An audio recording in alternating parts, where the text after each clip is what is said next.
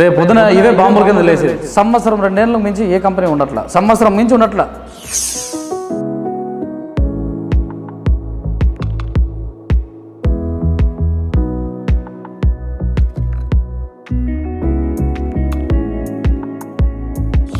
Lithium ion battery 52,000 లేదా 53,000కు ఒక బండి ఇస్తారని ఎట్లా పాసిబుల్ అవుతుందండి? ఇది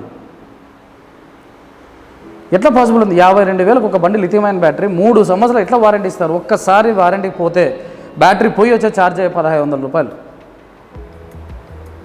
ఛార్జర్ ఎక్కడి నుంచి ఇస్తారు? లిథియం అయాన్ ఛార్జర్ కాస్ట్ ఎక్కువ. అసలు మార్కెట్ని ఒక స్టేజ్కి తీసుకెళ్ళి నాశనం చేస్తారేమో అనిపిస్తుంది.